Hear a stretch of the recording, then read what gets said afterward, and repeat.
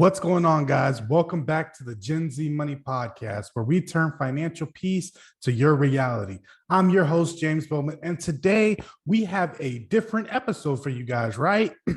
I know that sometimes you guys might be riding down the road and you might see these massive apartment complex, and you're like, oh, there's probably a trust fund that holds that, or a company that is way bigger than yourself. But today's guest, Jeffrey, man, he's one third of the Donis brothers, and they are in apartment syndication. What is that? We're going to get into all of the details of what a syndication is and who owns these apartments and how you can buy one, right? We talk so much about having limiting beliefs and thinking that it's too big for you and you can't do it. But you're going to hear from Jeffrey's story. If you surround yourself with people that are doing it, it's imminent that you're going to get there, and they're going to give you the confidence that you need in order to get there.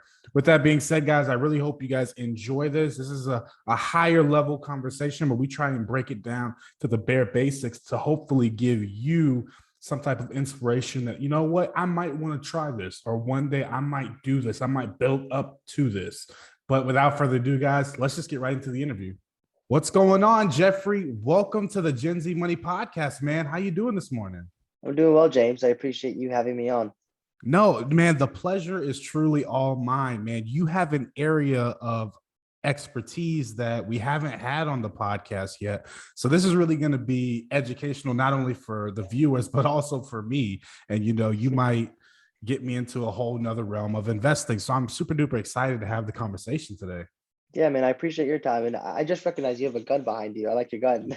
I appreciate that, man. It's kind of just like a memorabilia thing from my military service. So awesome, man. I appreciate your service. So those who do not know about you, let's go ahead and you're Jeffery Donis. You have two brothers, and you guys are in the syndication world when it comes to commercial real estate. And of course, you're Gen Z, born after 2000. So a lot of our audience is targeted towards people like you. So it's really great to have someone on that others can relate to. Yeah. So let's start from the pure beginning, Jeffrey, because I want to get down to the meat and potatoes of this thing. Let's go. Yeah. How was money talked about and viewed as you grew up? Yeah, good question. So to be honest, I come from a low income background. My mom's a single mother. She's from Guatemala. So where she's from, it's a third world country. And we were there for the first time 2 years ago, which was before we got into real estate. And we kind of see the humble beginnings that she came from. And it's completely night and day from the United States. But growing up, I always thought like I had enough, but money obviously was not in abundance. My mom would make it pretty clear that we didn't have a lot.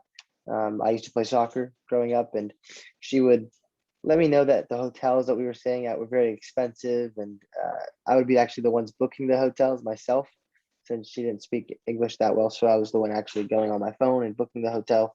And I could see the price and every single time. And I was going out of town a lot. She made it pretty obvious that it was a lot and it was stressing her out. So growing up, I think that's a form of like an insecurity that I had growing up, was that I knew I didn't come from a lot of money, yet I wanted to do what all the other kids were doing. So that's something that I think has enabled me to be as motivated as I am today, and gives me that extra chip on my shoulder. Then when we went to Guatemala for the first time 2 years ago, I saw what they had in regards to like the conditions they live in, and they're very happy, which showed me that I was one being ungrateful here. But also when I came back, I knew I had opportunities that they don't have. So when I came back, I definitely wanted to make the most of them. So you just mentioned something that I kind of want to touch on. Yeah. Why do you feel, because you talked about, you know, actually booking the hotel, seeing the price and understanding that it was kind of a stretch for your mother. So why do you feel that you were ungrateful? Because I think you were taking in all the information. Why do you say that in particular? Yeah. Because honestly, I think most people that haven't had the experience or firsthand experience of being in a third world country, and I was there for 3 weeks. Therefore, I was living with my family. So it was from going from America, where we have AC, we have like clean. I live in a thankfully clean house that is complete and solid. and there's not like traffic driving by. There's no roosters waking me up. I have access to electricity. I get Wi-Fi. The Wi-Fi is actually good where I live. And then one day later, one flight, across the world, and I'm sitting in a village where there's no AC.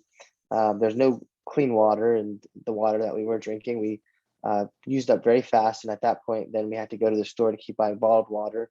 The drinking water, the water that they use mainly, it's water that comes from like a well, so it's sitting there all day, which comes with like different bugs in them, and that's stuff that they see that as every day. For me, it was new, and I think a lot of people in America, they take that for granted, being here, because they I mean, I always think the brain always will find something to like focus on, and typically that's negative.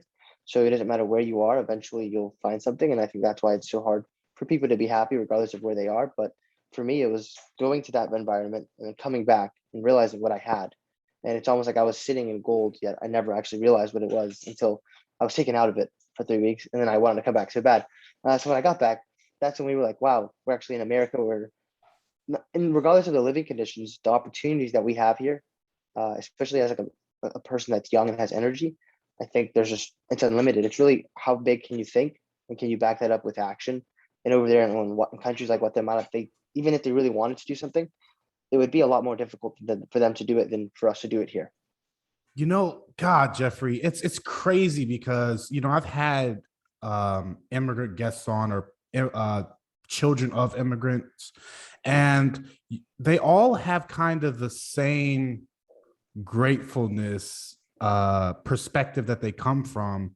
I had Justine on episode 28, and she was talking about how she lived somewhere in the Middle East. I don't want to butcher it, but Yeah. it was a war-torn country. So she'd look out her window and there would be military troops on the streets, and she'd have to walk through that in order to go to work. And so in hearing this, I think that I have two thoughts on it. Yeah. One thing is, I really love how you can come back and realize, like, it's the little things that we don't appreciate, like air conditioning, accessible water at the, drinkable water from a faucet in your home.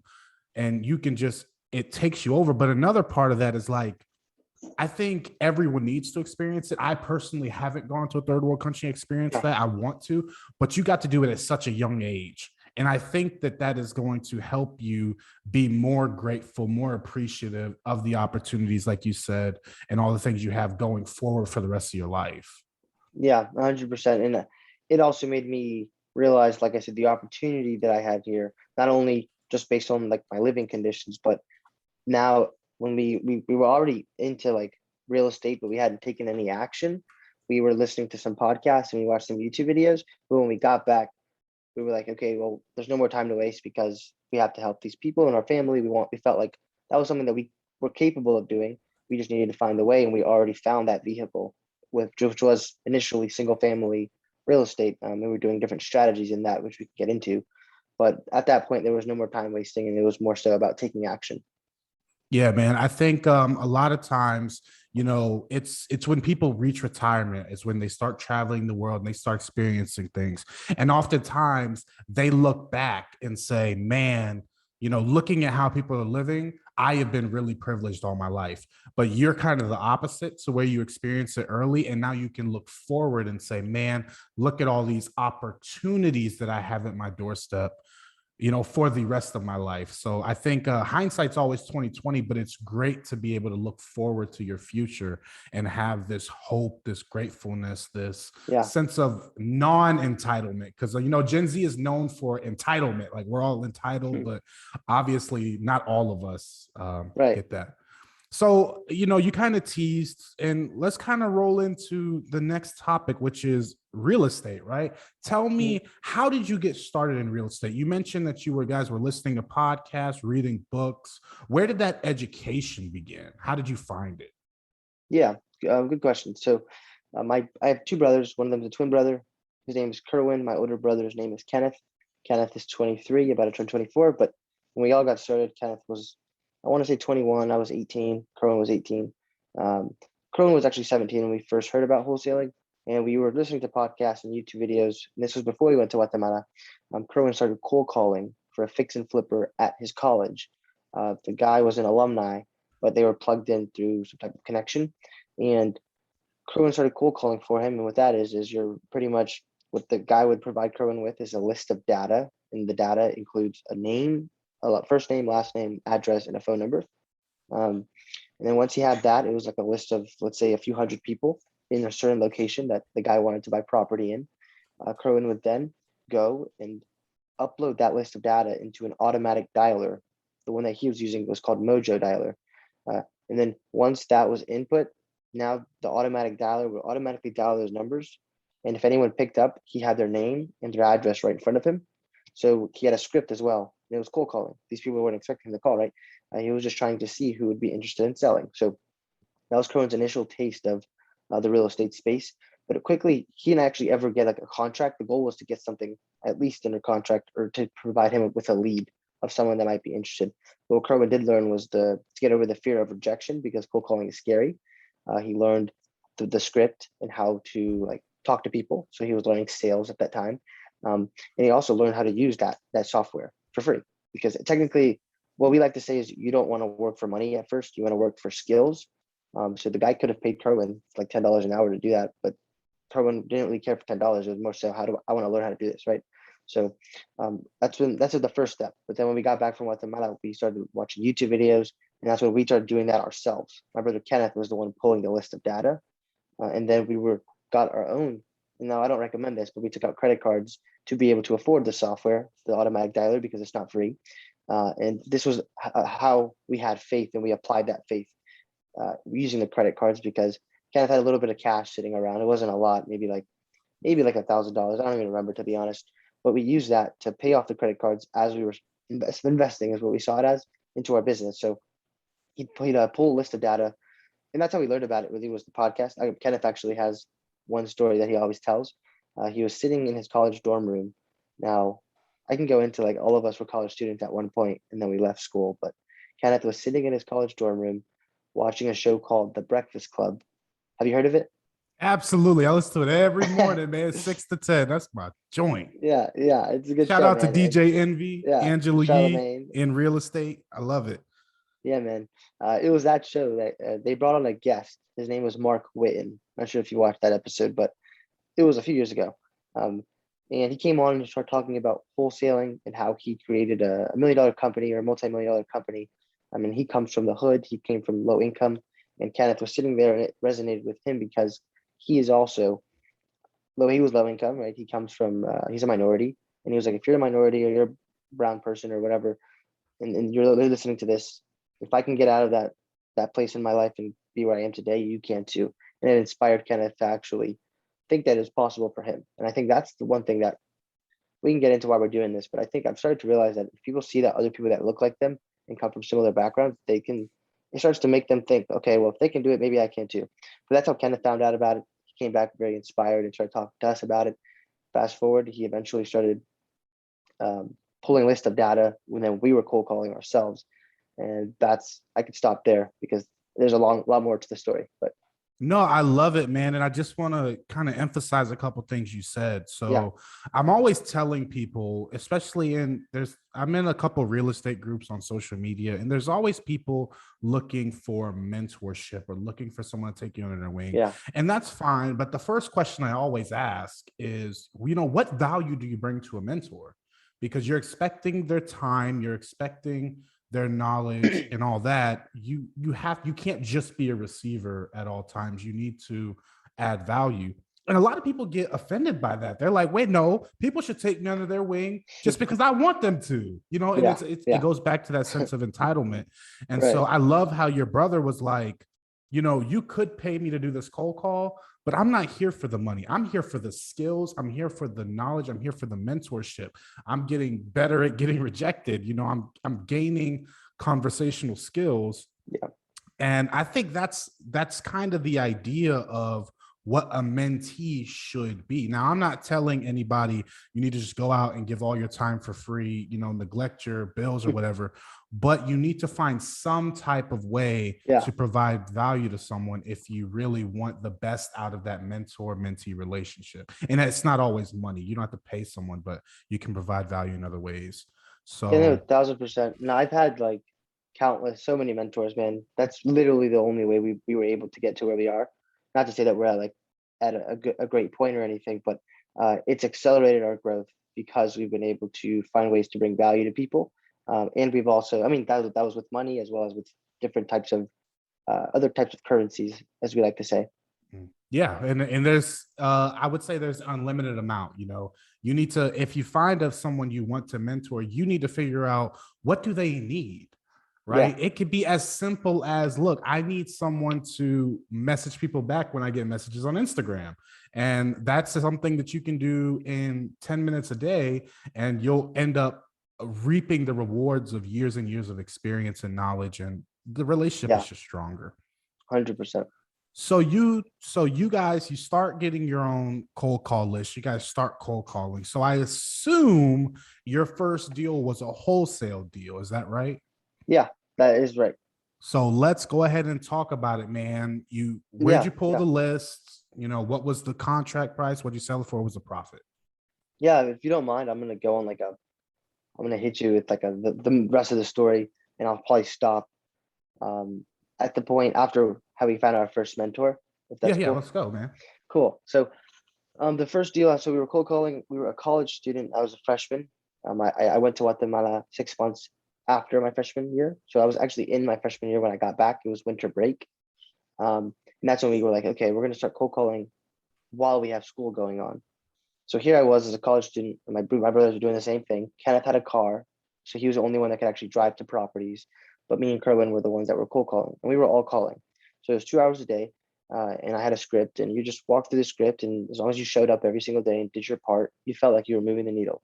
It took us like 3 months in, we had nothing to show for it. We had a few deals get like under contract, but the first one just fell through. We weren't able to sign it, and it was because we were new, so we didn't understand the underwriting aspect and where to buy and how to maybe run your after repair value and all this. So then COVID hits. They send everyone home because you're not allowed to stay in your dorm rooms. So now my brothers and I are all back at home. I mean, at the time, I was going to class, talking to my brother on the phone and listening to Bigger Pockets, which is like a podcast, uh, on the way to class. And I was like, I'm trying to get this deal put together. I haven't done a wholesale deal, but I feel like I'm close. And now I have to take my headphones out and get off my phone for an hour and a half and listen to like an economics professor talk to me about some random thing I don't really care about. Um, that just at that point, that's when I started getting disconnected with school. And I was still doing really well, but once they sent us home, I'll be transparent. I had okay grades in high school.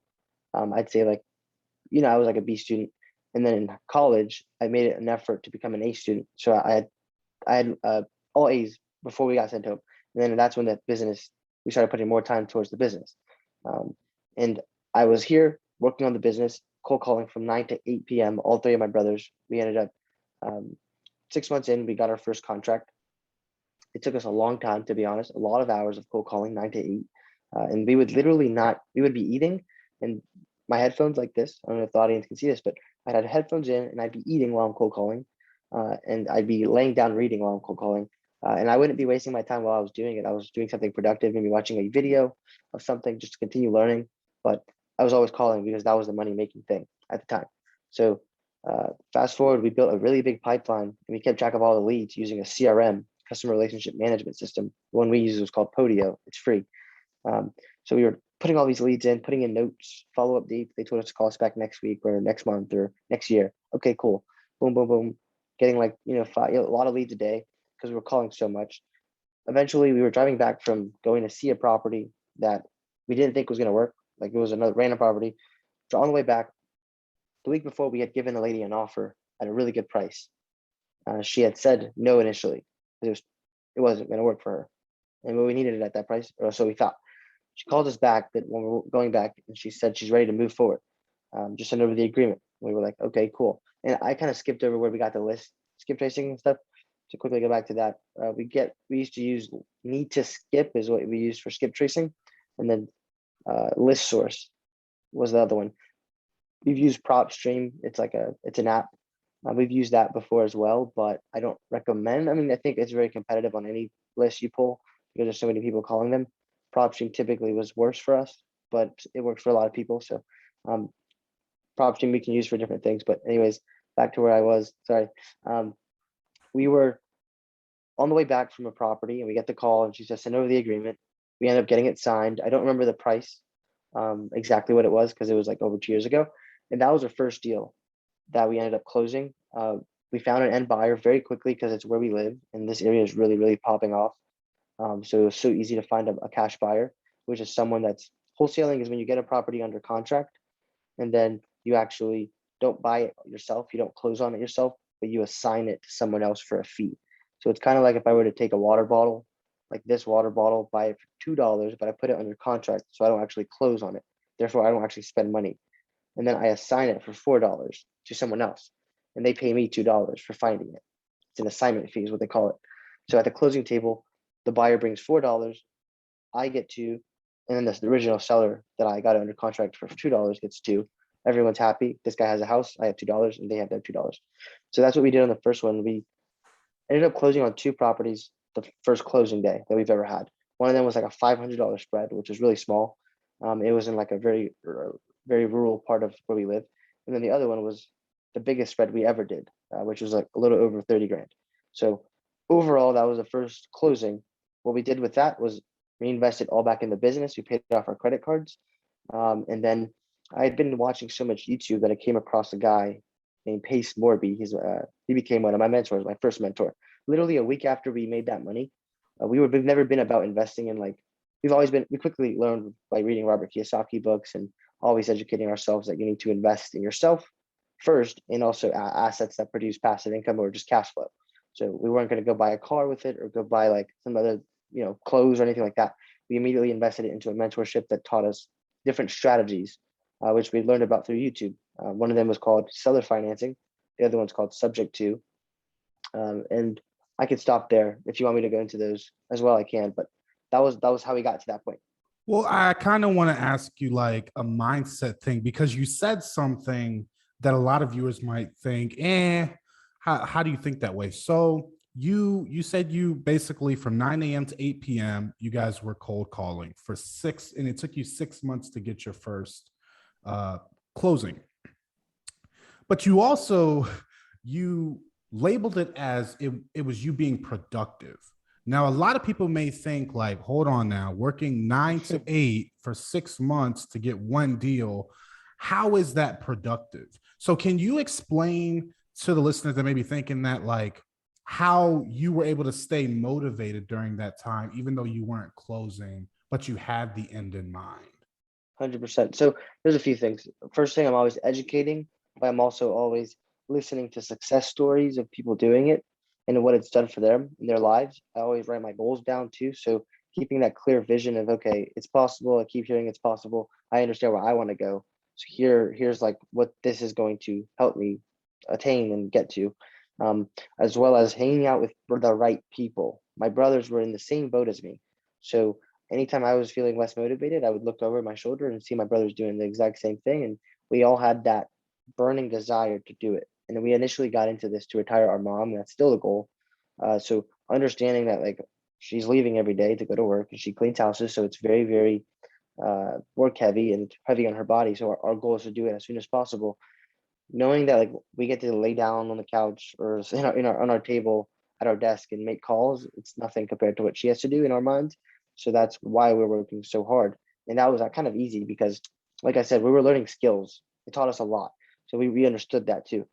And that was, in my opinion, if at that point, it felt like I was building a business, and that got me so excited because I saw what it could do for other people, and I knew that I could make that happen for myself. So that's really what kept us going.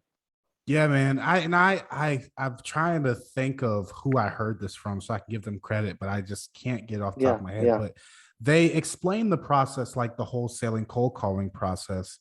And they explained it like this. They reverse engineered the process to say, okay, if you make 1,000 cold calls and you get one deal and you profit $1,000, that means each call you averaged about $1 profit, right? You called 1,000 calls and you got $1,000 profit.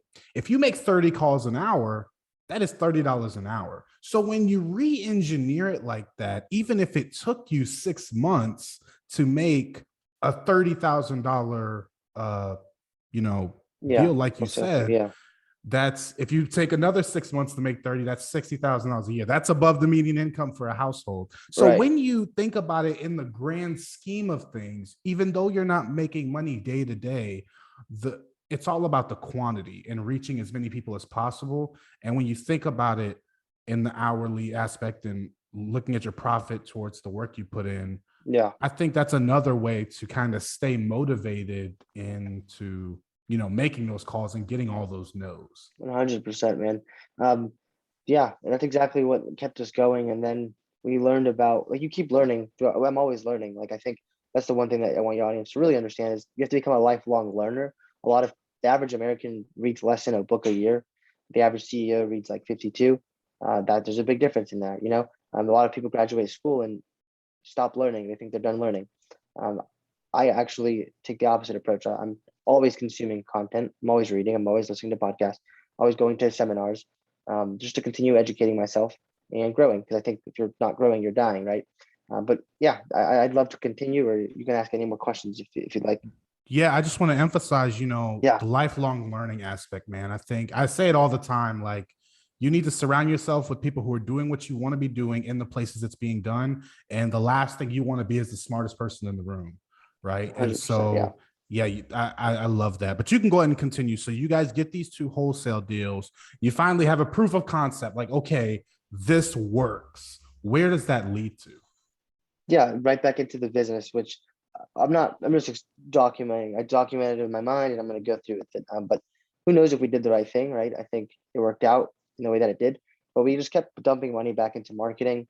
Um, we learned creative financing, which I said subject to and seller financing. I'm not sure if you'd like me to define that very quickly. I can. We've gone into it a couple times, but you can just do like a Perfect. quick definition. Yeah, subject to is when you take over a property subject to the existing mortgage, meaning you're going to keep it in place. You're not going to assume it, but you're going to make payments on behalf of the seller. Seller financing is when the property is owned free and clear, meaning there's no debt on it, but you're going to make payments as if they were the bank. So they're going to finance it over to you, and that's what we did. And then on the back end, we got two of those. On the back end, we lease option both. We got like a option fee, so an option to buy the property in 5 years for whatever price we decided, and they would give us the fee. And this doesn't go towards as a down payment; it's just like a application fee almost. And they come in, and then now they're paying us. And we actually sold one this year. We're hoping to sell the other one soon. But after like 13 months of doing this wholesaling and creative financing, we got two rentals. We did about 17 wholesale deals, and it was something that like we made money, but it wasn't. You were spending so much money as well because of marketing. It's expensive. And it was so transactional with single family. Like every day you get up, if you're not working, you're not like growing. You don't really build wealth unless you're actually accumulating the rentals. And when we started accumulating rentals, we were like, wow, it's gonna take us a long time because we're not cash flowing like $1,000 off each. It's like a few hundred. Now we need to get to like 10,000 a month, right, to get to the point we want to get to, at least, right, to retire our mom. So it was just not scalable in our eyes. But that's when we started listening to Grant Cardone and different types of influencers that were doing multifamily. Um, it was on like a mastermind call actually that we heard a guy. He was African American. He looked like us in a way, and we were like, "This guy he was syndicating development deals, but he was explaining how he was raising capital, or raising money to go and do projects, and he wasn't able to buy it himself, but he could do that with leveraging other people's money." And I kept hearing Rick Cardone say, "OPM, OPM, other people's money. That's the key to becoming wealthy faster and scaling." And we always wanted to scale, so we were like, "Okay, we want to do this." We figured out that was the end goal, multifamily. And then it was a few weeks later that my twin brother, came into the room on a Sunday and was like, because none of us really liked what we were doing. I liked it, but I stopped liking it eventually, and I kept doing it, thinking it was a hustle. But then we were like, okay, we know what we want to be. What's stopping us? And it was limiting beliefs, because we thought you had to have a lot of money to get into multifamily. We thought we had to know more people. We weren't old enough. Those are the three main ones, and all of them were true. You know what I mean? We are very young. We didn't have a lot of money, and we had little to no experience compared to everyone else. But those are all limiting beliefs at the end of the day. So we decided, you know what, F it, we're gonna jump right in. We cut off wholesaling, marketing. We still had some deals falling through the pipeline, like that we'd already followed up with, and we knew they were going to come around. So that was some good income. But at the end of the day, we took that leap of faith again, and ended up joining We read one book called The Best Ever Apartment Syndication Book by Joe Fairless, and it really laid out the blueprint. We took that and we treated it like a textbook. We dissected all the pieces and decided, okay, these are the next action steps. We took like 30 days to educate ourselves on the space. We ended up knowing that we needed a mentor of some sort. So we joined another mastermind group, and it was like $1,000 for the course and then a monthly call. The course was awesome, taught us a lot, but we quickly realized that he wasn't going to be willing to partner with us on these deals. And as you will learn, we wanted to go big. We wanted to do like what Grant Cardone was doing, over 100 units if possible. But as a young person or someone that's less experienced, you deal with commercial real estate brokers when it comes to commercial real estate. Typically, 90% of the transactions in multifamily are done with a broker. So that means that they have control to who gets access to these deals. Now, my brother started cold calling these brokers, and they were like, okay, cool. What's your experience? What's your track record? Have you ever done this before? No, we haven't, right? And they're like, okay, call me when you have. Like, they're not going to give you a deal, because at the end of the day, their main thing is, how can I get my commission? And they want to know that you can close so that they can get their commission. But if they're sending you deals and they're going to look bad in front of their seller, it's going to waste their time. And it's just not good for anyone. So they're looking to only work with people that are experienced and they have faith and trust that they can close. So typically people that have a good track record, which we didn't have. So that's where the mentor comes into play. Our first mentor in multifamily was not willing to partner with us, but we ended up having enough profits from wholesaling to be able to go and invest in another mastermind group that was a lot more expensive. But we ended up joining that group, and the gentleman, the group is called Think Multifamily, and the guy's name is Mark Kenny. He had over 10,000 units under his portfolio when we joined. Now he's got over like 15. He's buying and selling constantly, but the group just provided so much value to us. Like I have access to him now. We're friends now, and I've now been able to partner on almost. So I'm going to close on the fourth as a co-sponsor, which we can kind of get into. Fourth apartment deal this month, hopefully, and then we found our own deal. Like we found the deal. All the other four, I had a partner in my group find it, and I just came on to help him with certain things. But we found our fifth deal ourselves. Like we were in touch with the broker directly. He sent us the deal. We submitted the LOI, which is the letter of intent. It's not a purchase and sale agreement, but it's what comes before that in commercial real estate. We got it under LOI, and now we had due diligence last week, but that's really fast. I just went over that, but really the main place to all that was taking massive action, educating yourself. I've been to like over 20 different seminars over the last 3 years, spent over like 100 grand, to be honest, on just investing in myself.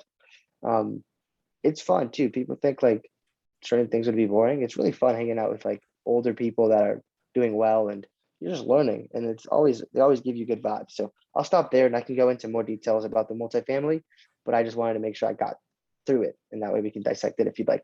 Yeah, I definitely want to dissect it a little bit because you did go through it super duper fast. So the first the first question I had, which you answered, I just want to clarify. Yeah. In order to be taken serious, you need to build rapport. And Right. in order to build rapport, you partnered or you leveraged a partner who already had it to get your foot in the door. Is that correct? Yeah. So in multifamily, to be specific, there's different ways that you can leverage someone's track record.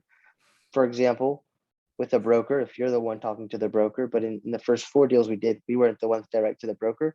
Our partner that found the deal was direct to the broker. What I used my mentor for at first was to raise money, because investors weren't going to take me seriously alone. But if I have a guy on my team, not only on my team, but when I have my investor presentation, my mentor comes onto that presentation on a Zoom call with me. It's not because not just because obviously I got into the group, but now we're partners in this, like actual partners, friends. So it's whatever you want to call it. So just because of the association, whatever, they know him, they know me. That's how I brought the investor to the call. But when they look him up, like, okay, this guy knows what he's doing. So like, there's no question about whether or not there's an experience, because obviously I may not have as much as him, but he's with me. So it's just that you're able to present yourself as someone that's credible. And if you're not credible, find someone that is, to put them on your team. Yeah, I love that, man. I like to relate it. If I can relate it back to single family, it's kind of like when you're looking for private money lenders. on deals. You know, you need rapport, and sometimes having that person on your team that has the rapport, that has the track record, Yeah. is what's going to give investors the confidence to invest in you, because all investments are a risk. No matter how big or little, every single investment you make is a risk. Hmm. So people want to know that they're doing their due diligence on the risk taker, which would be the person with the deal who's raising the money. Yeah, 100%. And I also want to touch on the masterminds, right? So Yeah. how do you differentiate between the good ones and the bad ones? Yeah. Because to say that they're all good is kind of, that'd be a little too easy. There are Yeah. good masterminds out there, and there are the bad ones that are just, they're not what you need to in order to take action or to have the Yep. confidence to take action. So how do you differentiate between them? Yeah, the secret sauce, right? Finding out, like, because obviously there's so many, especially in the multifamily space. There was at least like five that we were looking at, and all within the same price points. So it wasn't about the money for us. It really was like, what do we need? Which we knew what we need. So first step is identifying, what are you looking for? And if you don't know, then what I would do is find people from each of the mastermind or mentorships, and then get on the calls with as many of them as you can, just to get their experience, because people are going to be honest, and they may all love their own group for individual reasons.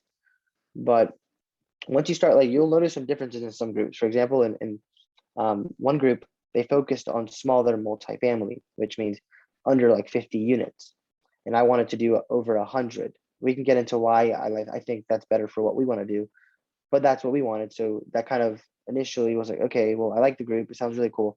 But if I can find one that's going to be over 100 units and that's what they're primarily focused on, that's what I want to do. But also getting on calls with different people from each that were within each group. So one group that we ended up choosing, we got on a call with one of their members, and she was so nice. She told us, I've been in other groups in the past, and it wasn't like a family culture. They weren't inclusive. They didn't really like to collaborate. It was more so competitive. And I was like, okay, I don't really like the idea of competing. I kind of want to work together. That just more so goes into our culture, our personal culture, or how we grew up. So they also say that they're the mentor. You have access to the guy himself, not a coach. Like, you have access to the guy. And that's who I wanted. I wanted to talk to him. I was going to pay a lot of money. I wanted to be friends and partners with this guy, not like a coach. Also, I want to be able to partner with him on a deal. I don't want to be like, because typically some groups don't partner with the students. Um, so that's initially the things that I was like, okay, these are the things that I want. And it checked all the boxes. And then on those calls, when I got on like sales calls, right? That's what it is. They're trying to sell you on the mentorship. They were not salesy at all. The one I chose, it was actually, I felt like the opposite. I felt like they didn't really, not that they didn't care about me, but they just didn't need me to join the group. It was like, hey, I'm here to teach you what you want. Ask me questions. I'm more than happy to help. But the other ones were very salesy. Like, they were pushing to get my credit card. So vibes, big thing. Trust your gut. Your gut almost never lies. I've learned. It's almost always, it's like an animal instinct that we have, and over time I think we've gotten further away from it. But definitely, like, tune into that. And then the guy himself got on the call with me. It wasn't like one of the coaches in the group. It was the actual person, that the guy that everyone wanted to join and be friends with, right? That was the person that I was speaking with. So all that in one was the reason that we ended up going with that group. But I think the biggest thing you can do is find out what your goals are, and how, tailor them towards, just come up with that first. And then you might not have enough knowledge to do that first, but then by talking to people in those groups, that's how you'll be able to determine, okay, I kind of like this, I kind of like this. And then you'll find one that makes the most sense.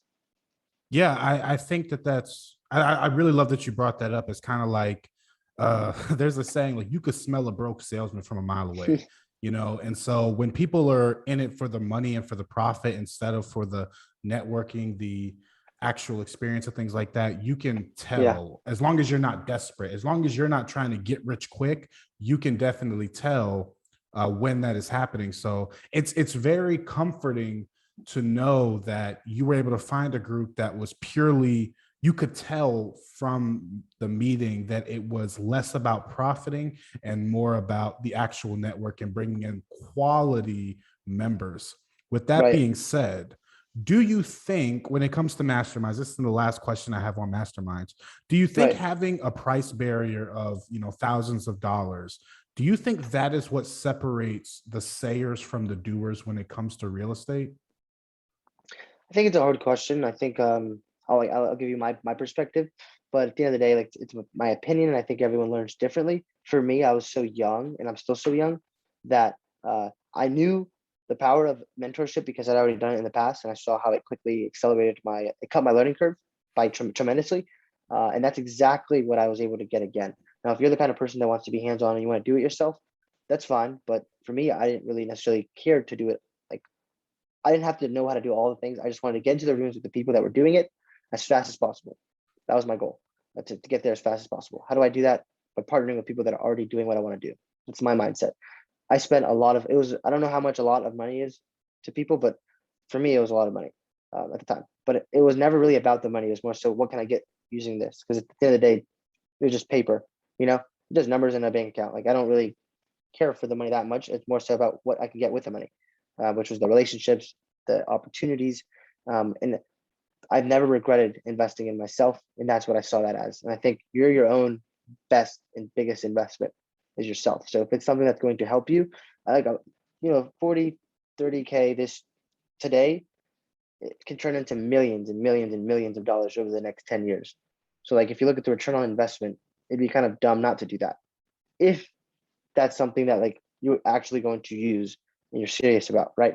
Because a lot of people do get into mastermind groups and don't do anything with it, and then think it's a waste of time. But I've always been a huge action taker, like really, really big on just massive action, and that's how we've been able to get the most out of it.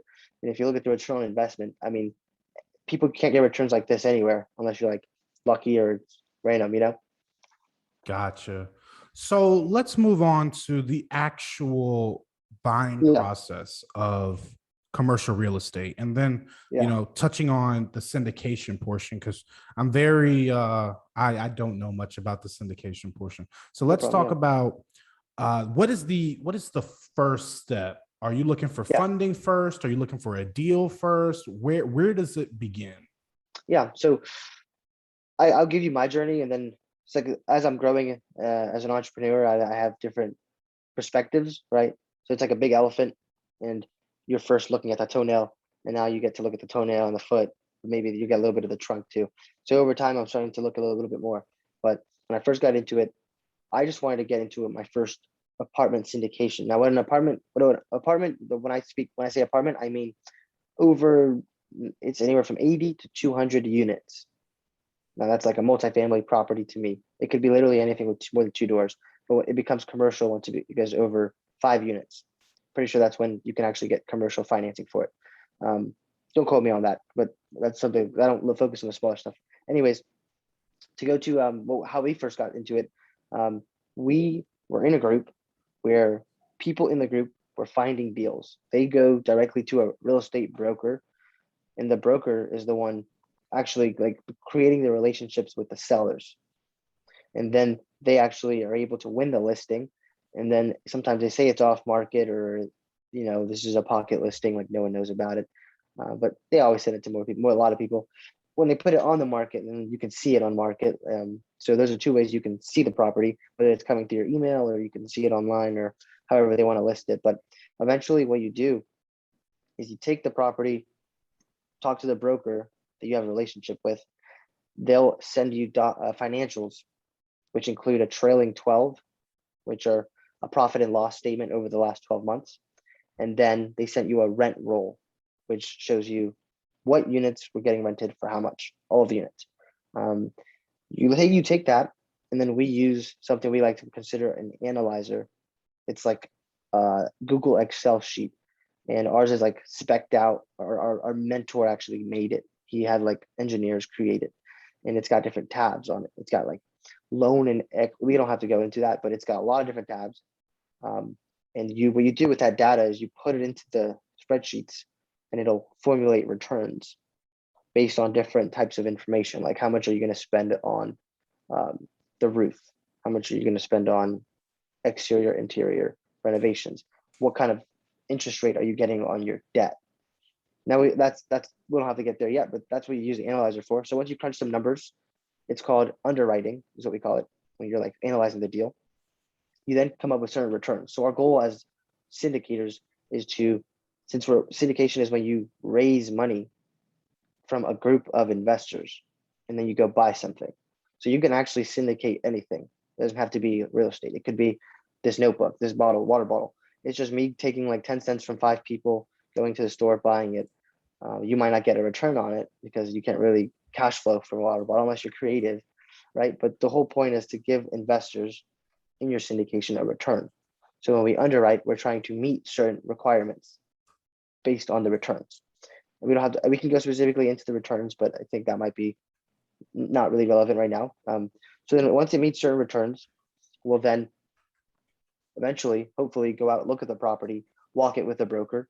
Say, yeah, I like this. You kind of go back after looking at it. And once you get your eyes on it, you can kind of see, okay, yeah, maybe I need to go tweak this in my underwriting.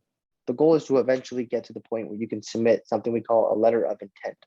Now that's non-binding, meaning it's not like a purchase and sale agreement where you're actually under contract for it. It's just showing them that you're interested at this price. Now, once that does get accepted, which typically you have to submit, like you have to look at 100 plus deals to only submit 10 LOIs for 3 to get accepted, and then 1 actually ends up closing. And for various reasons, that's the KPIs typically in the industry. So then once you submit the LOI, gets accepted, the next step is to typically go and sign the PSA, purchase and sale agreement. Now that's where the attorneys come into play and you kind of talk about the terms in the contract, because you're buying a multi-million-dollar property. You want to make sure that all the terms are agreed upon. And typically I don't recommend doing it by yourself. I think having an attorney, which came with, my mastermind group, there's an attorney that everyone uses who's got a lot of experience. So that's how I was able to find mine. He actually reviews the documents, make sure that it all looks good. And then eventually the goal is to get it signed. And that's when you take over as the owner. I skipped over a lot because I'm just going high level, but that's really the process. How we got into our first one, my partner found it. And then I came in, helped him with whatever I could help him with, which was marketing at the time. So I was sending out emails before the property closed to the investors. I was typing things out. I actually visit the property myself before. I was there, like walking it with him just to learn, but also I helped him by bringing on some of my own investors. I raised some money. And then now, after you actually take over and you own the property, you're now the new owner. Our goal is to find a property that needs value. So we're not looking for, like, personally, my strategy is not to go find the nicest apartment on the block. Not yet.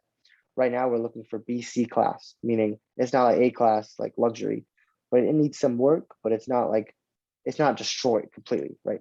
There's people living there, but you want to raise the living conditions. You may want to renovate a certain percentage of the units. They may have a really bad playground or no playground at all. So you go in there and throw in a new playground. Maybe the pool hasn't been functional for a few years. You go in there and make the pool all nice. So that way it justifies you increasing the value. And how a multifamily property is valued is based on the amount of income it produces. It's like any business. How do you get income on a multifamily property? You rent. How much you're getting in rent, and other types of fees like pet fees, parking fees, other types of amenity fees, but rent is the main thing. So when you're doing this value add play, you're able to get more in rent per each unit as you're improving the conditions of each of the units, etc. So the goal is to improve the value, and that's how you're going to be able to meet your returns in a syndication. That's how we structure it. Gotcha. So I'm going to ask you a couple questions. You might not know the answers to some of them, which is fine, but I'm going to ask anyways. So I know that there's obviously a difference between syndication and money pooling. And I'm pretty sure in some states, money pooling is illegal. So for those who do not know, let's say you want to buy a house, you can't get 5K from this guy, 5K from this guy, 5K, and then purchase the house. It's illegal in some states. Syndication is that, but legal, right? So do you think the only thing that separates the two is maybe entity wise, or do you really know the difference between sounds the like two? Well, if you're gonna go money pool, it sounds like, I don't know if you're giving them a return. Are you saying that you're gonna just give them a return? Yeah. So you would, I don't know. I know that it's illegal. Okay. I've heard the term and I haven't done it. I haven't looked into if you need to give them interest or not, but I Yeah. just know that there's a certain, and there's a certain style of syndication, let's just call it, that is illegal to do. And then of course the real syndication is not. So do you Yeah. know the difference between the two if somebody's trying to? I won't act like I'm not a I'm not an SEC Securities Exchange Commission attorney. So I can give you like my 2 cents on it. But if you have any real questions, I think definitely getting in touch with one of SEC attorney is the best way to get your bulletproof answer. But they don't need to be bulletproof because all attorneys have different opinions. But when you're syndicating, you go through a process depending on what fund you have. We don't have to go into it, but there's a process that we take all investors through to protect them. The process is put together by this governing body referred to as the SEC, Securities and Exchange Commission. Those people are like the police to syndicators. They make sure that they're protecting the investors. So there's different funds that the SEC regulates, and how you like are able to get those investors in each of the different funds. That's how they're able to regulate it, because they have to sign. I mean, they have to sign different documentation, same documentation for each fund, whatever. But there's different types of like relationships you have to have with people based on the kind of fund you're doing.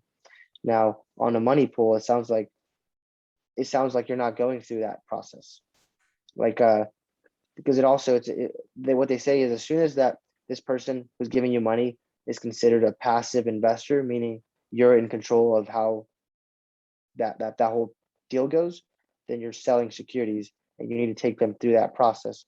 And if you don't do it correctly, you could land in jail, which is why it's illegal. So that's my 2 cents on it. But I do think talking to like an attorney about it would be a lot better than taking our advice on the show.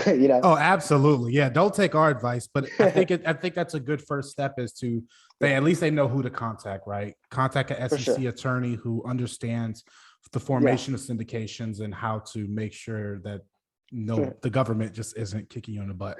So second question on that, what percentage of the purchase price is being raised from investors? Are you guys still getting a commercial loan on the property, or is it the whole thing financed, or how does that work? It's a great question. Typically, I'd say anywhere from 20 to 30% of the entire purchase price is the equity, and equity is what you raise. It depends. So we do get commercial financing. There's different types of loans that you could take out for these properties, but it depends on the market, how much the bank will give you for your property. And like we consider tertiary, or it's like not as desirable markets.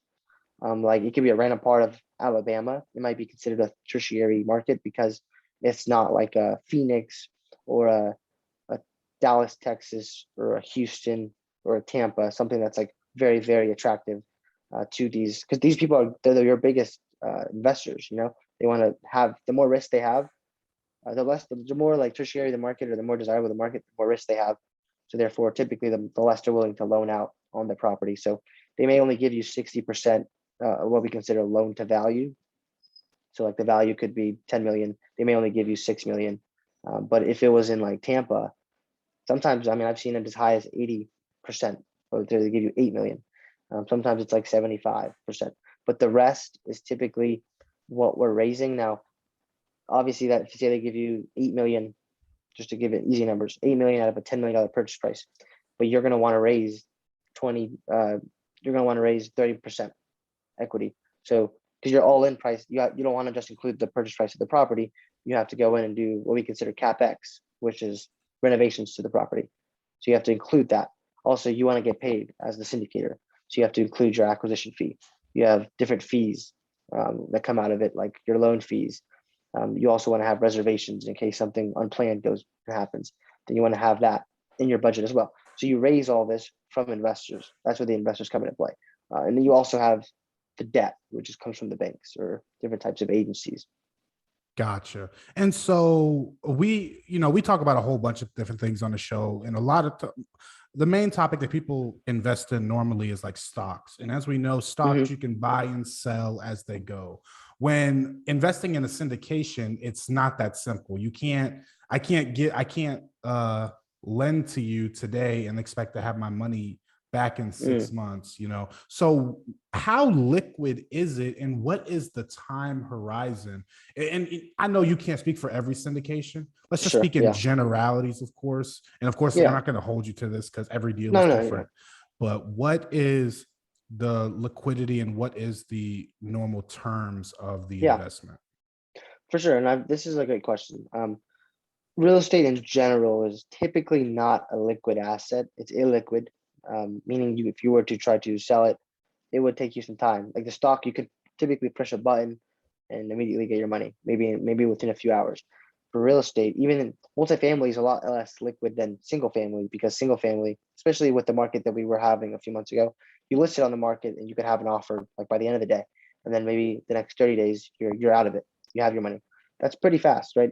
But not as fast as the stock market. When it comes to multifamily, you're dealing with a bigger purchase, so that means it's a lot more. A lot more, not a lot more risk, but it's something that takes a lot more time to actually find a buyer, because in that buyer, when you do find them, first, there's a lot less buyers that are looking for multifamily properties. So that therefore it immediately will be less liquid than single family. But then it does take a while once you do find the buyer for you to actually go through the process of selling, because there's different documentation. They want to go do the due diligence. It takes a little bit longer to walk the property, etc. Now, the typical hold period in our syndication is 5 to 7 years. That's a typical, I would say. And it depends on the market. Like a lot of times you're hitting your returns in year 3 and you're like, well, it makes more sense to sell now, so we're just going to sell. So I see that happen all the time. But I would say, like, the stock market, it is very volatile in my opinion. It goes up and down, and there's fluctuations in it all the time. But versus real estate, even though it's less liquid, I see it as that as a benefit, because that means that people aren't making decisions emotionally, which they tend to do in the stock market. It's more like sticky, so it takes a little bit longer for the prices to go up and down, which is a good thing in my opinion. It's more, in my opinion, it's more of a certain asset, because it's rooted in something that, like, as the operator of one building, I don't get affected by 30 minutes down the road what happens to that other building. This is my own business. This property is one business. So if I do my best to perform it and operate it, then I can produce a really good return. Versus Elon Musk goes on Joe Rogan's podcast and like hits a blunt or a joint, and then his stock plummets, but you had no control over that. You know what I mean? But you may have been negatively affected by that investment or by that decision, and your investment goes down. For multifamily property, there's less of that risk, so therefore it's less volatile. Yeah, and the reason I bring that up is because in the midst of COVID 2020, you brought up Grant Cardone, and a lot of his investors, at least they probably weren't even investors. They were probably just, critics of his, were saying, oh, with everything crashing, everybody's going to get burnt. We can't get our money out, blah, blah, blah.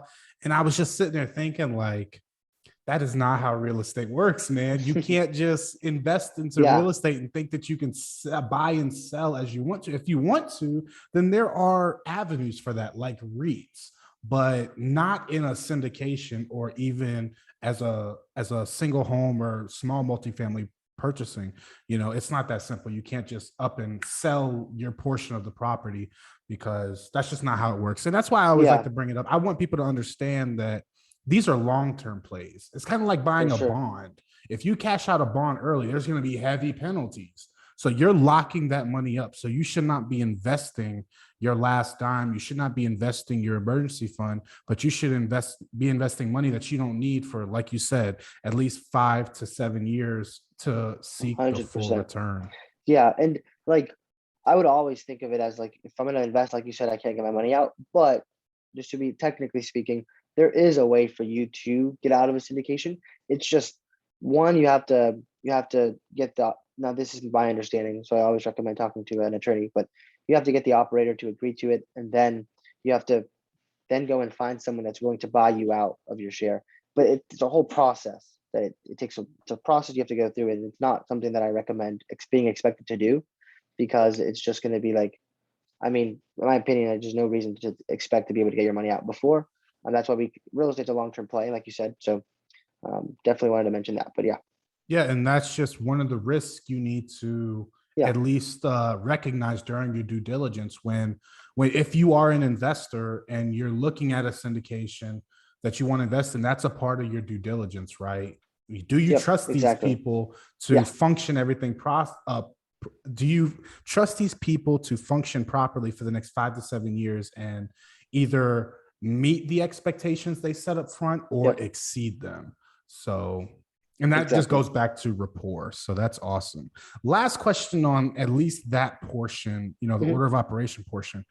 I talked about on the last episode about the home buying process. There's Yeah. so many different people that are communication is a must when it comes Mhm. to purchasing real estate, because you have the buyer, the seller, buyer agent, seller's agent, appraiser, lender, and all these people. How many people are involved in the entire purchase and rehab Yeah. process when it comes to a syndication? Honestly, it's a hard to put a number on it. Typically my teams are like, I mean, we have a team that does asset management, which is when so on it's interesting because on single family, a lot of times people will either manage the property themselves where they don't have a property manager. And what a property manager is someone that's going to manage the property. So say like you don't have to deal with the phone calls because you hire a property management company. So anytime that your resident calls, the property manager is the one that answers. If there's something that needs to get fixed, they might keep you in communication with what's going on, but at the end of the day, they're the ones in charge of getting it fixed. They may be in charge of renewing the lease with the resident or finding a new resident. Once that resident's term is up and they want to leave, they might go be in charge of replacing that. On a single family property, you can have that. You can also have that on a multifamily property, but it's at a larger scale. So typically, for our properties, they're big enough and they're producing enough income that we can hire a property management company that's actually going to be on site, meaning that they work on the property, and they're in charge of what I just said, but on a large scale. What we do as asset managers is we manage the property management company to make sure that they're doing everything, that the financials are being met, that the numbers are being hit, and that they're executing our business plan the way that we want them to accordingly, right? So that's you have one team for asset management. You have a property management company that could be anywhere from like leasing agents. It could be a few of those, right? It could be two property managers on site or just one, depending on how big it is. You have asset managers, maybe that's two people, or a team of three. And then you have the person that is on your team behind the scenes, kind of. Sometimes we have a person called a KP. They sign on the loan. So say that these loans are like millions of dollars, and you need to meet certain liquidity and net worth requirements to be able to sign on it. So there's people on your team that might play that role. They come in and sign on it. And then there's other partners that may just come in and help with different aspects of your deal. But that's pretty much like just in a just the different types of categories that people can fall into. And then you also have like your contractors if you're hiring a third party company, or if you have an in-house with the property management company, you have a contractor team. Maybe you have a plumber, a roofer, you have a masonry if your property is made out of bricks, a landscaper. Yeah, that's pretty much like the thing on top of my head that come to mind. But as you can see, it can be a big thing because you have a lot of people playing different roles. But as an investor, I just want to clarify for the Mm, audience, the investors are not going to be people taking the phone calls from the managers. right. It's the syndicators themselves that are managing the managers, as you put it. So, Exactly. And in our deals, the passive investor, aka they're not playing an active role, they're playing an inactive role. Just like you would invest in the stock market and you don't have control. Same thing. You're just now you actually own a percentage of the LLC that we invest with as the passive investor in our deals, but you're not in control. You're considered a limited partner because you're limited in the control that you have. And then we are the active investors. Now you have benefits. There's pros and cons to both. Right, as the active investor, I can't just sit at home and watch TV all day. I actually have to go and operate. Um, as the passive investor, you don't have control, but you do get to just do whatever you're doing. If you have a W-2, if you invest in other things, you just put the money here after doing your due diligence and vetting the deal, vetting the market, vetting the operator. After you invest your money, at that point, your control is really limited. So that's the difference. But definitely, we typically, depending on how big the deal is, we have a lot of investors. I'd say I think crazy. It's probably like anywhere from 30 to 70 investors, depending on how big the offering is. But they actually play an inactive role, so they're not always in the deal. And then you also have your banks that are actually loaning the money, right? So that's like a lot of pieces to it. But that's why you have a big team that helps you get all that done. Because obviously, starting out, it can seem a lot very intimidating. You also have, sorry, I keep people coming to mind. You have a mortgage broker. If you want me, I can get into that. But very quickly, it's like a person that helps you find the best debt, the most competitive terms.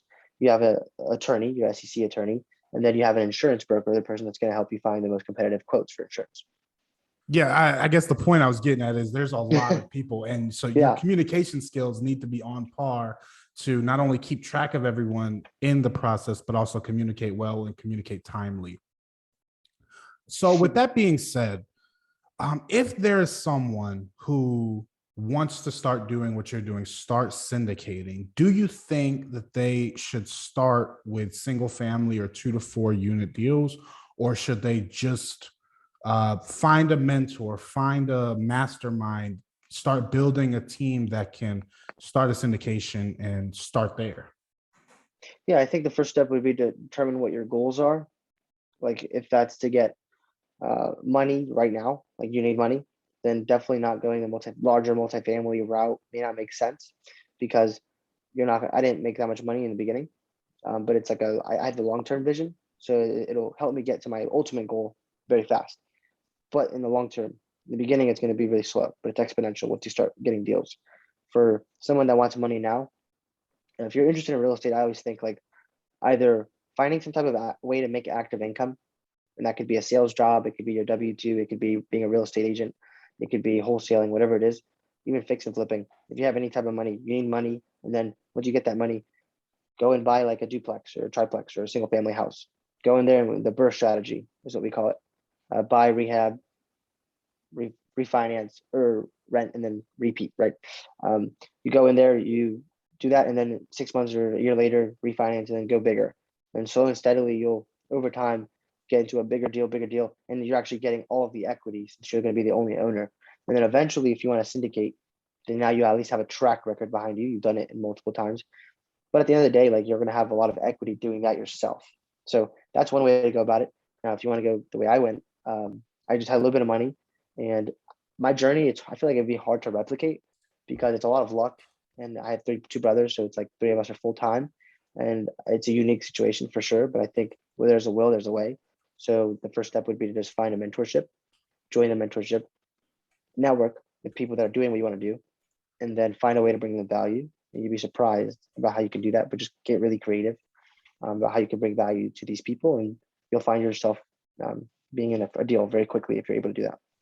Yeah, I love that, man. And I'm going to ask, this is just from your opinion. Mhm. I know you can't speak for every mortgage broker out there, but do you think that if you build a like you said, you start with maybe a smaller multifamily or some single family homes and you get that experience. Do you think that rapport transfers over to larger multifamily? If you're contacting a broker and saying, hey, I own 10 single family homes or I own 6 duplexes. Do you think that they view that as credible when you're transitioning to the larger multifamily? Yeah, I think it helps, but honestly, I don't think they'll. It's like, okay, cool, but have you ever done? Because if they were to buy 6 duplexes, that's considered residential or residential, not commercial. And commercial is when it's over 5 units. That's when they start loaning.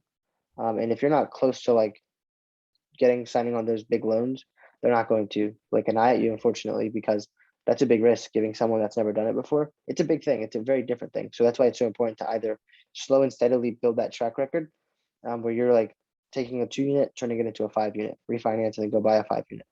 And the numbers work that way, where you buy a 2 unit, you refinance after doing your renovations, and it increases in value, refinance, and then all you need is 25% to go buy the next one. So then you keep going like that way until you can scale pretty quickly, like relatively pretty quickly. So eventually you'll be at like 50, and then you take the 50 and then you go buy 100, right?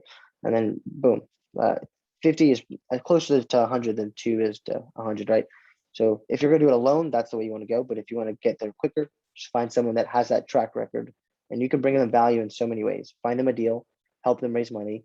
Um, you can help them with marketing. You can help them literally just do something for them and save them time, and you do it for free. There's so many different ways. Yeah, I love that, man. Just bringing value. All right, Jeffrey. Mm. So, what are some of the short term goals that you hope to accomplish within the next 6 months to a year? It can be syndication or it could be personal, Yeah. finance Mm. goals. Yeah. So personal, like syndication wise, we're looking to do hopefully four more deals this year. That'll put us at over like 2,000, hopefully 2,000 units that we're partners on. And then financial wise, I mean, my goal would be to retire my mom this year. And I don't honestly, my mom's the kind of person that would not want to stop working because I don't know what else she would do. But just to be able to like give her that relief, like you don't have to work if you don't want to, and maybe she could work less. Do that, and then also personal wise, I just want to travel more. I'm going to a lot of seminars and stuff, and that's fun. But also just being able to go and make memories with the people that I choose to make them with and experience that. That's another one. So yeah. Yeah, I love that, man. I think a lot of people want to repay their parents for the sacrifice and the things that they've Yeah. done, and I think that's a goal for everybody. So to be able to do it this year, man, I hope you're able to. I still got a Thank you. Yeah, couple. I'm thinking big, thinking big, Yeah, manifest. love it. So, what are some of your long-term goals that you hope to accomplish within the next 5 to 10 years, and what does the finish line look like for you? Yeah, great question. Honestly, I see myself as like someone I want to create a life by design, meaning that I get to do what I want with my time and spend it with the people that I want to spend it with. At this point, obviously, I'm in the trenches still. I'm grinding and I love it. I'm grateful for it. I get to do this. It's like a blessing, but also I know that I want to go travel. I know that I want to go do other things and maybe be more philanthropic and all these things. So over time, I want to see that those aspects of my life become more relevant and prevalent. Um, in regards to, I think you had a second part to that question. What was Yeah, it? what does the finish line look like? Like when do you know, like, you know what, Yeah, I made it. I can finally put yeah. the hammer down. Honestly, man, like that's a great question, but there's no finish line for me as of now. Like I know that my perspective may change for sure. Like I'm open minded to it, but I grew up very competitive. I played soccer growing up, like I said, and I like to consider myself like I was always trying to be the best at that. So for me, it's becoming the best version of myself every day and striving for that. And if I stop, I know I can't stop because that's just not in my DNA. Like it doesn't have to be real estate; it could be something else. But I always want to be improving and growing. And right now, that's in my business and my personal life and my personal habits. But as I grow, I think like, it's like I always want to be on purpose. I always want to be in alignment with what fulfills me. And if I'm not getting that, then I think I'll actually be the opposite, which is dying. And I don't obviously don't want to feel that way. So thinking just being on purpose all the time. And right now that's building my business, helping the people around me. But over time that could change. Yeah, it's funny you bring that up, man, because a lot of people that have the drive as I'm not sure if you're familiar with the FIRE movement, financial independence, retire early. And Yeah. a lot, Yeah. the biggest gripe I get from people is like, look, James, I don't want to retire early. And I'm like, I get it. I don't want to retire early. Like, I love what I do. And it's obvious you love what you do, but we can Yeah. still get to the FI and then figure it out from there. So it's kind of like as For soon as sure. you think you hit the finish line, like you hit the goal, it's like you look in a distance, you're like, I want to go a little bit further. I want to do something bigger and better. And Yeah. so I agree with you that there really is no finish line because as soon as you get close to one you set, you're like, nope, I'm gonna go a little bit Yeah. further, man. Life is like So a game. Don't you think? Like you can get so much out of it. Why stop? Also, I don't think I'd be satisfied if I did stop. I'm like, I think for me, the first finish line is becoming financially free and then retiring my mom. And then at that point, I'm like, okay, this is a new base level, but I want to build an empire. I want to build generational wealth so I can pass on to my family. And you don't, and also it's a game. It's like it feels good to get wins. And if I'm not growing every day, I don't think I'd want to live that way. yeah, I 100% agree, man. So Jeffrey, we're gonna go into the final questions of the Yeah, podcast, and of course, I ask these same questions to every single guest that I bring on. Are you yeah, ready? I'm ready. First question. Everyone has their own definition of what it means to have financial peace. What is your definition? Yeah, being able to wake up one day and have enough passive income come in where I don't know what to do with it. So that way I have to find a good way to spend it. But for me, it's just meeting my like meeting that threshold where all of my expenses are covered by my passive income. And by passive income, I just actually mean things that produce money, right? And for me, that's real estate.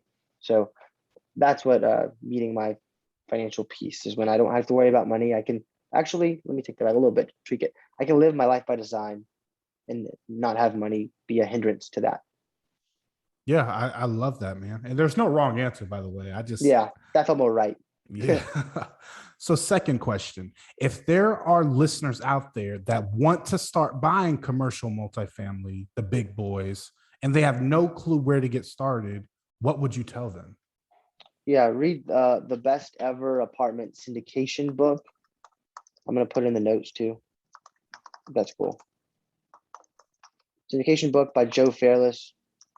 I'll put his name there too. And then also the ABC of real estate investing. And James, if you don't mind looking up that title just to make sure it's the right one. The second book is the ABCs of real estate investing by Ken McElroy. Those are the two best books that I've read to get me into the space. And then after that, it's just massive action, always learning. Yeah, and of course, guys, you guys aren't going to have to go far. I'm going to have those books listed in the show notes below. I'm 100% sure. I'm familiar with the Joe Fairless book, but not the Ken Cool. McElroy book. But I'll definitely be able to find them, and they will be down below for you guys to read. Awesome. Thanks, James. So, if there's one thing you could advise everyone to avoid doing when they transition to multifamily, what would that be? Honestly, thinking that you have to and or should do it by yourself. I think it's a team sport, and you can get a lot faster. You can get a lot farther and faster if you are willing to work with other people and able to network efficiently. The cool thing I've always heard is like 100% of, or like 2% of something is a lot more than 100% of nothing. So like you might want to do it by yourself, and you might be like hitting always grinding to get your first deal by yourself, or you could just try to help someone else on their deal and bring them value, and you get your foot in the door, you learn. It's going to just accelerate. And a lot of people, they may think short term, but real estate's a long-term play. Therefore, you should think long-term. And that is a completely different shift from single family, because single family is very transactional. So you may think transactionally, but if you think long-term, especially in the commercial space, that's how you're going to make, you want to become wealthy. You don't want to make a quick buck, so that's what I would say. Man, I absolutely love that, because I think that a big part of what you just said is having to put your pride to the side. People don't realize you do not have to go through life, doing everything on your own. You can rely on other people who are smarter than you. You need to surround yourself with 100%. professionals. You need to surround yourself with people who are doing what you want to be doing in the Yeah. places it's being done. You do not have to do everything alone. And that goes for anything, right? We can translate that to, we don't have to just stick on real estate. That can go for fitness. It can go for nutrition. It can go for marriage, seeking outside marriage advice. I mean, it goes to every aspect of your life. You have to be able to put your pride to the side for the greater good of everything. 100%. I agree. All right, Jeffrey, fourth question. If there's someone out there that doesn't believe they can reach financial peace due to their age, race, religion, sexual orientation, etc., what would you say to change their mind? Yeah, so I would say it, but I could just tell them to read it.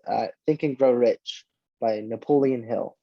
I'm sure they've heard of the book, or maybe you guys have already spoken about the book on the podcast, but it's all about how you think. Like if you think you can, I don't know who said this, but if you think you can't, whether you think you can't or whether you think you can, that both are true. Like whichever one you choose to believe is true. Literally, there's no reason that at our age we should have been able to get an apartment, because just statistically or whatever you want to look at it, all the only simple thing was I wanted to do it, therefore I just went after it. And that's not from an egotistical perspective. It's actually like there was no journey, like there's no mentorship out there that teaches someone in their 20s to buy an apartment. It's, do you want to go do it? Okay, cool, and figure it out. And it's stop making excuses, like remove the limiting beliefs. It's hard to do that, I understand, but over time it becomes a habit. You start actually getting really good at removing, okay, that's a limiting belief, I can't do it. If anyone else can do it, if you're not like, unless you're gonna want to go to the NBA, which I still think is possible, but it's probably not that likely if you're just short like me. But financial freedom in business, I think, is where everyone has maybe different fields. Like I like to say, everyone's dealt different cards, but at the end of the day, I guarantee you can find someone in this world that has become like a multimillionaire that had a worse starting spot than you did. I guarantee you could find that, and that you would not want to trade places with at the starting point, but yet look where they are now. So there's no excuses. I think a lot of people just limit themselves by themselves. It all starts in the mind. Yeah, I love that, man. And I want to kind of push back, because you said something, right? You have to be able to want it. I'm going to take it a step further because a lot of people want a lot of things, right? A lot of people want to be skinny. A lot of people want to be rich, 100%. but you have to be willing to do what it takes to get what you It's want. not easy. That's the crazy part. It's not easy. It's not easy at all, man. So wanting it is one thing, you know, I agree somewhat with, you know, you need to manifest what you want, you know, closed mouths don't get fed. But like you also said, without action, if you still follow those limiting beliefs, you're never going to get to where you want to be. You know, people tell me all the time, you know, I own 3 houses and everybody's like, oh, you know, you're so lucky, blah, blah, blah. But I'm sitting here talking to a guy who owns multiple apartment complexes. So it's like, there's levels to this, man. There's levels to this. And just like the quote you said, man, whether you believe you can or you believe you can't, you are absolutely right. 100%. Man. People like, they don't think they can do it. Maybe because they don't know when they knew did it, but that's why, like we already touched on, you have to surround yourself with better people, right? And if you're hanging out with people that are already doing it, it always comes off like, wow, there's so many people doing it. So like then you start to actually convince yourself that they can do it, I can do it. It's a weird way how that works, but it works. It does work, man. Jeffrey, man, this has been such an enlightening educational conversation, man. I really think that people are going to find a lot of inspiration from it. So tell me, where can people find out more about you? Yeah. Jeffery Donis on all social media platforms, JEFFREYDONIS.